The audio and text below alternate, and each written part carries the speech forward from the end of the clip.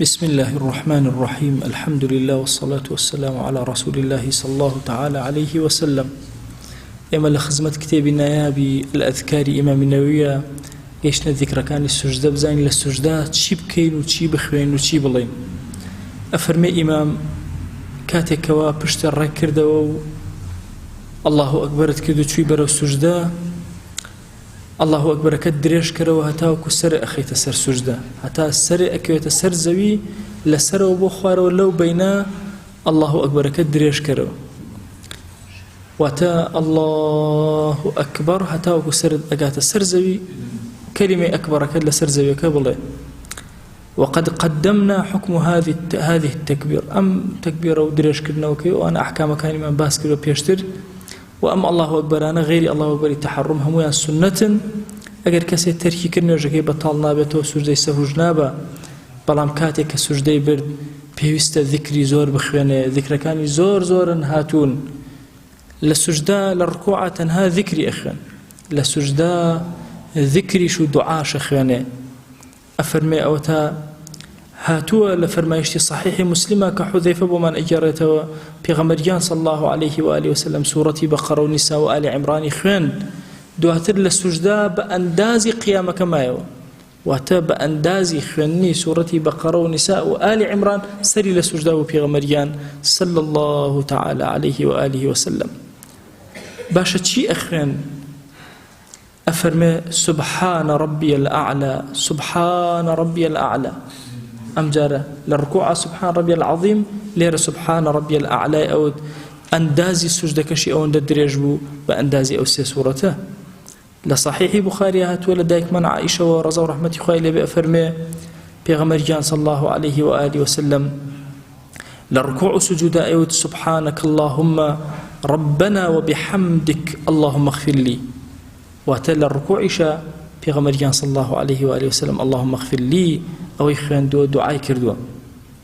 لصحيح مسلمة هاتوك بيغمريان صلى الله عليه وآله وسلم للركوع سجود أي سبوح قدوس رب الملائكة والروح شكرا مرجني إلا سبحان ربي الأعلى بلي أكرا سبحان ربي الأعلى بلي سبحانك اللهم بلي سبوح قدوس بلي هركامك بلي. لفرمايشتي إمام علي هاتو بيغمريان صلى الله عليه وآله وسلم لسجداء فرمو اللهم لك سجدت وبك آمنت ولك أسلمت سجد وجهي للذي خلقه وصوره وشق سمعه وبصره تبارك الله أحسن الخالقين. خوايا بتو سجدن بردوا بتو إيمان مهناوا تسليم بم بتو دموچاوم نوچوانم سجدي بردوا لبردم تويا يا إلهي للذي خلقه وأوكسيك بيغمرياني خلق كردوا وصوره بيغمرياني تصوير كربو تصوير جوانا وشق سمعه وبصره يكاني شاوكاني دريا وهي بيغمريان صلى الله عليه وآله وسلم تبارك الله أحسن الخالقين. طبعا الروايتي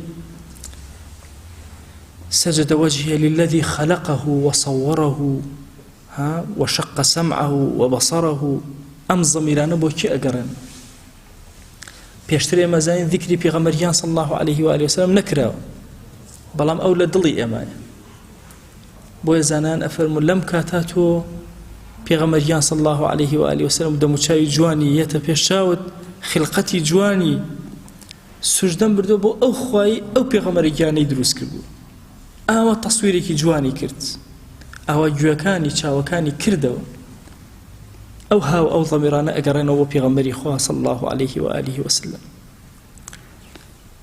لا سجدي تلاوة همان شواس أو ضميرانا أقرنا وبيغمري خواه صلى الله عليه وآله وسلم. لفرمايشتي كتيرا صحيحة هاتوا لسنن النسائي وأبو داود هاتوا أو في كري مالك بمن أجرته وكبيغمريان صلى الله عليه وآله وسلم ركوعك دور دريجي برد للركوع كايو سبحان ذي الجبروت والملكوت والكبرياء والعظمة أمي دوباره أكردو چندين باره أكردو أفرمي للسجود شابه همان شوا سجده أبردو أم كلماتان أوت أفرمي خوي أجر كسكتان سجدي برد بابله سبحان ربي الأعلى سێ جار ئەم کەلیمەیە دووبارە کاتەوە. لە فەرمایشتێکی ترا سبحانك وبحمدك لا إله إلا أنت ئەمە بفەرمێ. لە ڕوایەتێکی ترا بڵێ اللهم أعوذ برضاك من سخطك وبمعافاتك من عقوبتك وأعوذ بك منك لا أحصي ثناء عليك أنت كما أثنيت على نفسك. بڵێت خوایان پەنا ئەگرم بە تۆ، پەنا ئەگرم بە ڕازیبوونی تۆ لە تووڕەی خۆت، واتە ڕزای تۆ پەنای پێ ئەگرم لەوەی کە لێم تووڕەبی و لێو عاجز بی. معافات و نعمەتی معافات پەنای پێ ئەگرم لەو عقوبەتانەی کە ئەم دەی، خوایە بەمە لەوە بمپارێزە، خوایە پەنا ئەگرم بە تۆ لە تۆ، پەنا ئەگرم بە ڕەجا لە خەوفی تۆ، پەنا ئەگرم بە ڕەحمەتی تۆ لە تووڕەیی تۆ. بکە منک لا أحصي ثناء عليك، بخوا هەرچی ثەنا بکەم ناتوانم سەنای تۆ بکەم بەو شێوازەی کە تۆ ثەنای خۆتی کردووە. بۆی ئەم کەلیماتانە ئەڵێم کە لە شەریعەتە هاتووە ثەنای خۆتە خۆت کردوتە ئەوانە بەکارهێنم.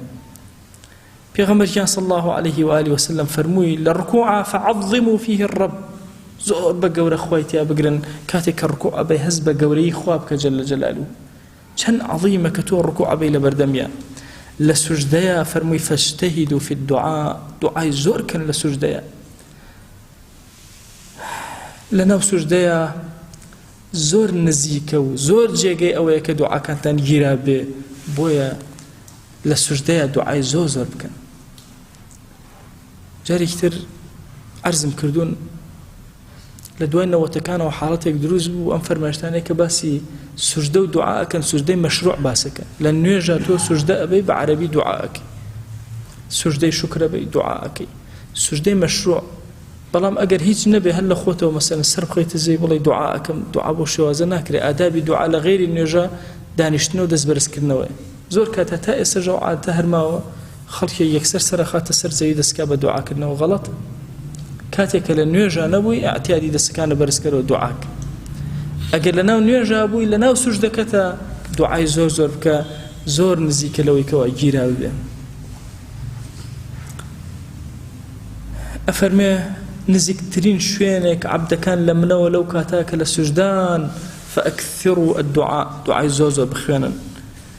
پێغەمبەریان صلی الله عليه وآله وسلم لە سوجدەکانە ئەیفەرموو اللهم اغفر لي ذنبي كله، خوای لە هەموو گوناهەکانم ببورە، دقه وجله، گوناهێکە گەورە بێ گوناهێکە بچووک بێ، وأوله وآخره، لەمە و پێش کرد بێتم لەمە و دوا بیکەم، وعلانيته وسره، گوناهێ بە ئاشکر ئەکرد بێتم بە پەنهان کرد بێتم، خوای لێم ببورە.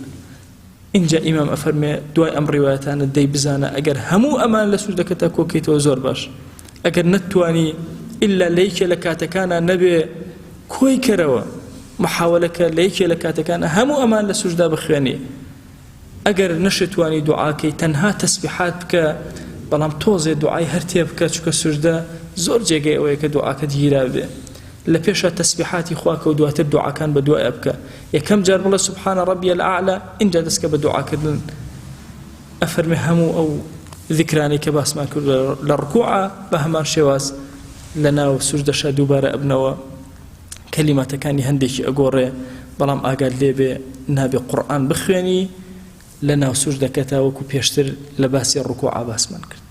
خوای گیان ئەم کتێبە بکەرە نور و ڕووناکی ئەم ژیانەمان، بیکەرە نور و ڕووناکی ناو گۆڕەکانمان، بیکەرە نور و ڕووناکی ساحەی مەحشەرمان. آمین آمین والحمد لله رب العالمين.